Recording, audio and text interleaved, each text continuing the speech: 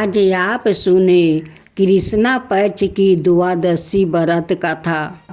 भीष्म द्वादशी के बारे में प्रचलित है और पौराणिक कथा के अनुसार राजा शांतनु की रानी गंगा ने देवव्रत नाम का पुत्र को जन्म दिया और उसके जन्म के बाद गंगा शांतनु को छोड़कर चली जाती है क्योंकि उन्होंने ऐसा वचन दिया था।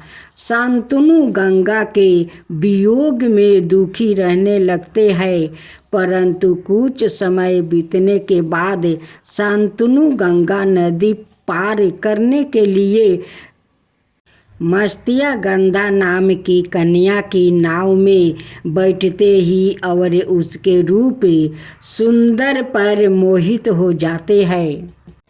राजा शांतनु कन्या के पिता के पास जाकर उनकी कन्या के साथ विवाह करने का प्रस्ताव रखते हैं, परंतु मत्स्यगंधा के पिता राजा शांतनु के समक्ष एक शर्त रखते हैं कि उनकी पुत्री को होने वाली संतान ही हस्तिनापुर की राज्य की उत्तराधिकारी बनेगी, तभी यह विवाह हो सकता है।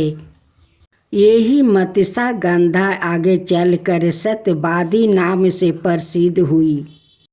राजा शांतनु यह शर्त मानने से इनकार करते हैं, लेकिन वो चिंतित रहने लगते हैं। देवव्रत को जब पिता की चिंता का कारण मालूम पड़ता है तो वो अपने पिता के समक्ष आजीवन अविवाहित रहने का संकल्प लेते हैं। पुत्र की इस प्रतिज्ञा को सुनकर राजा शांतनु और अक्षय मृत्यु का वरदान देते हैं। इस प्रतिज्ञा के कारण ही देवव्रत भीष्म पितामह के नाम से प्रसिद्ध हुए। जब महाभारत का युद्ध होता है तो भीष्म पितामह गौरव की तरफ से युद्ध लड़ रहे होते हैं और भीष्म पितामह के युद्ध गौरव से गौरव जीतने लगते हैं।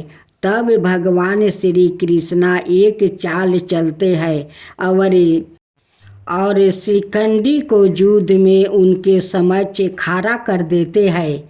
अपनी प्रतिज्ञा अनुसार शिखंडी पर शस्त्र न उठाने के कारण भीष्म युद्ध क्षेत्र में अपने शस्त्र त्याग देते हैं, जिससे अन्य योद्धा अवसर पाते ही उन पर तीरों की बौछार शुरू कर देते हैं।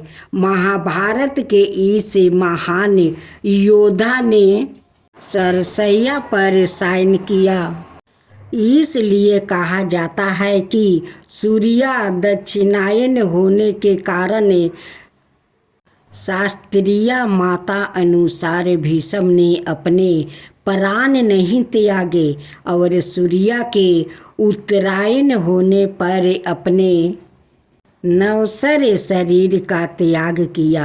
उन्होंने अष्टमी को अपने प्राण त्याग दिया। उनके पूजन के लिए माघ मास की द्वादशी तिथि निश्चित की गई है, इसलिए इस तिथि को भीष्म द्वादशी कहा जाता है। भगवान ने यह व्रत भीष्म पितामह को बताया था और उन्होंने इस व्रत का पालन किया था, जिससे इसका नाम भीष्म द्वादशी पड़ा। यह व्रत एकादशी के ठीक दूसरे दिन द्वादशी को किया जाता है। यह व्रत समस्त बीमारियों को मिटाता है। इस उपवास से समस्त पापों का नाश होकर मनुष्य को अमोघ फल की प्राप्ति होती है।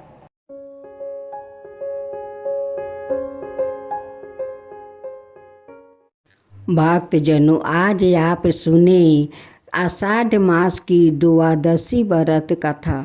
12 पुराण के मुताबिक इस तिथि पर तांबे की उत्पत्ति हुई थी। यह धातु भगवान विष्णु की तपस्या करने वाले असुर के मांस से बनी है। इसकी कथा है कि एक असुर ने सालों तक भगवान विष्णु की तपस्या कर वरदान में मांगा है कि मरने के बाद मेरे शरीर की भी पूजा हो। भगवान विष्णु ने वरदान दिया। जब देवताओं और असुरों को युद्ध हुआ तो उस राक्षस को भगवान विष्णु ने ही अपने चक्र से मारा। फिर उस राक्षस के मांस से तांबा बना। वो राक्षस भगवान का भक्त था, इसलिए भगवान विष्णु को तांबा प्रिय है। आषाढ़ द्वादशी की पूजा और व्रत अग्निष्ट होम के बराबर है। आषाढ़ महीने के कृष्णा पक्ष की द्वादशी तिथि पर गंगा और यमुना सहित किसी भी पवित्र नदी में स्नान करने की परंपरा है। इस तिथि पर मथुरा में यमुना जल में तिल मिलाकर नहाने के बाद भगवान विष्णु की पूजा, फिर अन्न और कपड़े के साथ ही तिल का दान करना चाहिए। ऐसे करने से अग्निष्ट होम करने जितना पुण्य मिलता है। आषाढ़ महीने के शुक्ल पक्ष की द्वादशी तिथि पर उपवास रखते हुए पानी में गंगा जल डालकर नहाना चाहिए। इस दिन अन्न दान करने का विशेष महत्व बताया गया है। स्कंद पुराण का कहना है कि ऐसा करने से मिलने वाला पुण्य कभी खत्म नहीं होता है। आषाढ़ द्वादशी पर सूर्य उदय से पहले तिल के पानी से नहाए। सफ़ेद या पीले कपड़े पहनकर 16 प्रकार की चीज़ों से भगवान विष्णु की पूजा और अभिषेक करे। पूजा में खास तौर से तांबे के बर्तन का इस्तेमाल करें। इस बर्तन में भगवान विष्णु को स्थापित करें। शंख में जल दूध भर कर अभिषेक करना चाहिए। पूजा के बाद चंदन फूल, धूप और कमल का फूल जरूर चढ़ाए। इसके बाद तुलसी पत्रा चढ़ाकर केला या किसी भी मौसमी फलों का नैवेद्य लगाए। ऐसा करने मिलने वाला पुण्य कभी खत्म नहीं होता। नरसिंह द्वादशी से जुड़ी कथा पुराणों में वर्णन मिलता है कि प्राचीन काल में एक अत्यंत ज्ञानी ऋषि थे जिनका नाम था कश्यप। यद्यपि उनकी कई पत्नियां थीं, लेकिन दीति और अदिति सबसे प्रमुख थी। इस प्रकार अदिति के गर्भ से देवता और दीति के गर्भ से दैत्यों की उत्पत्ति हुई। दीति के 2 पुत्र हुआ। पहला हिरण्याक्ष और दूसरा हिरण्यकश्यप। यह दोनों ही असुरी प्रवृत्ति के थे। भगवान विष्णु ने 12 अवतार में पृथ्वी की रक्षा के लिए हिरण्याक्ष का वध कर दिया था। ऐसे में अपने भाई की मृत्यु से क्रोधित होकर हिरण्यकश्यप ने प्रतिशोध लेने का संकल्प लिया। उसने ब्रह्मा जी की कठोर तपस्या की और उन्होंने प्रसन्न होकर अजर अमर होने का वरदान मांगा।